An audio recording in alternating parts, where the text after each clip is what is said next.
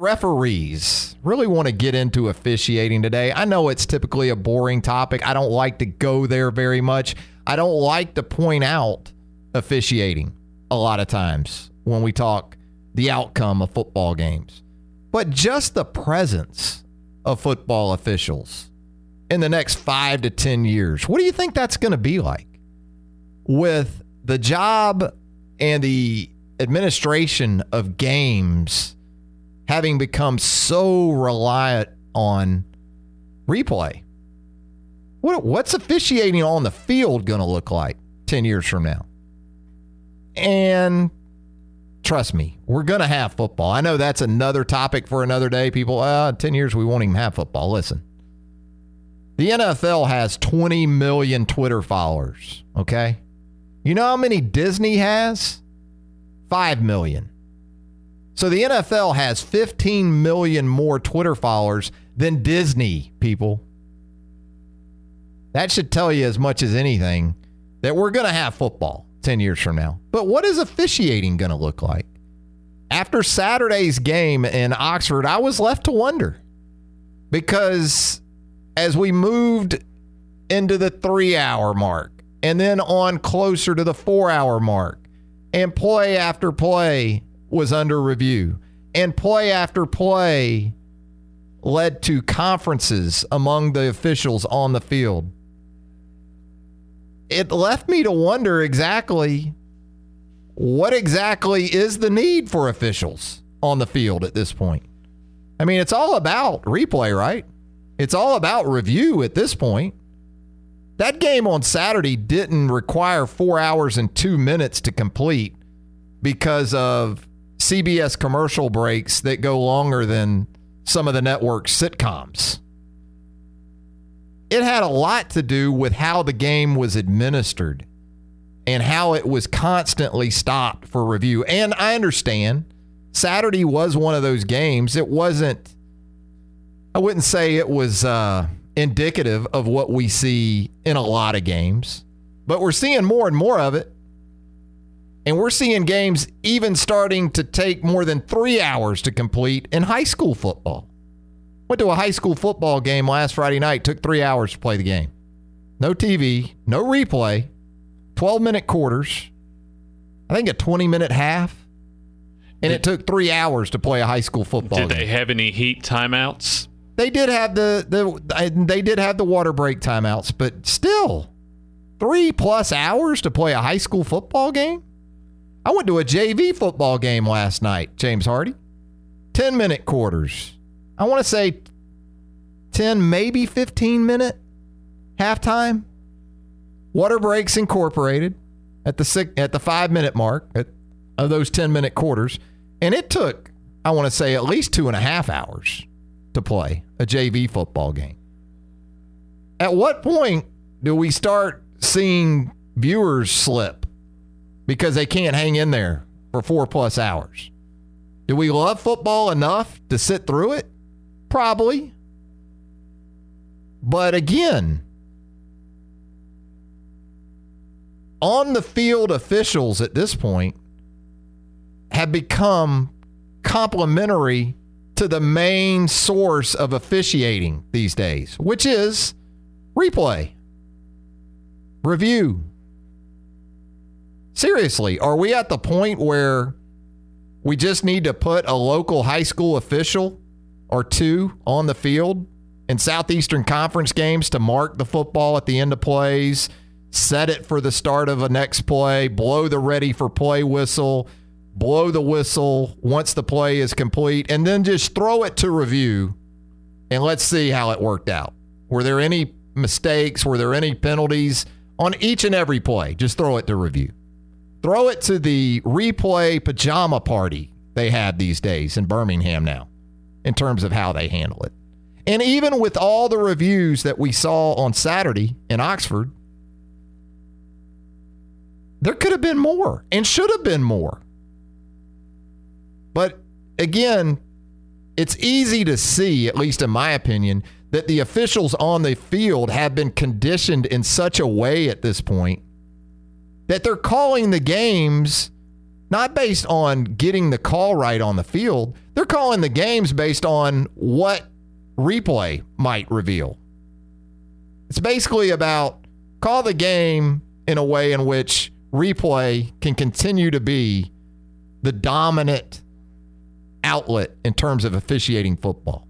Instead of it being like it once was, which was do your very best on the field to get the play right in real time, it's, well, try to get it right, but if nothing else, at least make it where replay can do what it needs to do, first and foremost. That's the primary mission, it seems. And again, in 10 years, maybe we just need one or two guys down there spotting the football, blowing the whistle, and then just throw it to the boys in Birmingham and let them figure out if it was a legal play or not, or if there were flags that needed to be thrown, and then we'll just go from there. You know what? Since Vern's retiring, can he be one of the replay officials? I think it's more important to have the replay officials get it right.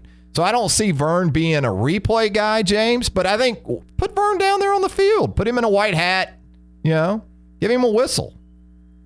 And let him spot the football and blow the ready for play and blow the dead ball whistle. And it doesn't matter, because it's all going to replay anyway. Every play in college football these days. And I don't like to say go the NFL way on a lot of things because I like college football being college football. But maybe we're getting to that point where we just need to have a challenge system in place. And every touchdown is reviewed. Maybe within 2 minutes, it has a different aspect to it. But wow, it is just replay dominated. Replay is the officiating in college football, not the officials. Those are guys just down there to spot the football. Gino, how you doing? What's going on, man? Doing great. How about you? Doing good. You go back to the ball game and everything Saturday. With the replay, with the officials and everything, if they miss a call on the field, they were sitting there talking about the one where it was the block in the back before he crossed the goal line that it should have never been a touchdown. There was a non-reviewable call. If they're reviewing everything up under the sun, why is that not a reviewable call? Being as it could change the outlook or the whatever you want to call it, as far as on the game. Impactful. And on top of that, they're so gun shy and gung ho about what was said there and call these targeting penalties. And if I'm not mistaken, they sit there and changed the rule too. That if they go back and replay what was, even if they didn't call it on the field and they see a targeting call, they can call it from the booth. Whereas if they didn't call it on the field, now you could look at that play right there. Now it's one thing if the player says that he was still leading with his helmet, he wasn't leading with his shoulder pad. But even still, if the helmet hit him in the chest, the guy's, Jalen Hurts' head is going to go forward before it goes backwards. You can clearly see when that guy hit him with the crown of his helmet, the first thing he did was his head went backwards. So it was a helmet-to-helmet hit. Why did they not sit there and make that call, with, being as they made specifically where they could change the rules to where if you didn't call it on the field, but they seen a call that you missed, that they can call it from the booth up there? Well, I think, as they said on the broadcast, watching it back, that the replay crew came to the conclusion that the hit was clean, which, watching it again, I'm with you. I don't know how you come to that conclusion, especially since Marquise Haynes led with the crown of the helmet and looked clearly to make contact with the jaw area of Jalen Hurts. And you're absolutely correct. The replay officials now can buzz in and call targeting from the replay center in Birmingham. So, so apparently they did look at it and they deemed it clean enough. I wouldn't say it was a clean. I don't know how you could look at that play and say it was 100% clean. So if it's not 100% clean, it's a penalty, right? There is no 90% clean It's either a clean play or it's not. I don't know how they looked at that hit and deemed it as 100% clean. Well, it'd be just like if he sat there and led with his shoulder pads, it hit him in the chest. Well, it was the crown of the helmet. That was the biggest problem. Irregard, his face or his helmet, his body, when you get hit in the chest or something, your hand's going to go forward before it goes backward. Right. It was the equivalent of a big left hook. It was just with the crown of Marquise Haynes' helmet. Right. Yeah. And his head went immediately backwards. Right. It didn't go forwards. I mean, that right there's a no-brainer. I mean, they just, and they said they looked at it. They just freaking, they just blind. Well, that's all you can say. I mean, I know that, that could potentially become, if we'd have lost that ball game for whatever reason, that right there would have been a difference in the ball game. And that's kind of the point, is that a game that took 4 hours and 2 minutes, in large part because of replay, probably should have taken even longer because they didn't replay even enough. I hope that game was an exception to the rule moving forward, but I got a bad feeling that it wasn't. And this is kind of what we're stuck with going forward. So we'll see. Great stuff, Gino. I really appreciate the call. Thanks, man. Gino checked in with us at 205-342-9904. You can do the same as we ponder the thought of officiating in the next 10 years. What's it going to look like? What is your forecast when you think about how the game will be officiated in the next 10 years or so? Something's got to give. I just can't see us going forward with games moving at this kind of pace. Even exciting games, even games that had the type of drama that we saw Saturday. Look, the hardcores are going to hang in there. And I guess that's all that matters at the end of the day, because there is a lot of them when you talk about Southeastern Conference fans. No other region, no other league outside of the National Football League is going to have that kind of fan base like the SEC. So I get it. You're going to hang in there. But we got to be able to do better than this, don't we? There has to be a way to make it more efficient. And again, I'm not a fan of taking from the NFL at every turn. We got enough of that in the college game. We've got enough piped in music in the stadiums on Saturday, like we have on Sundays.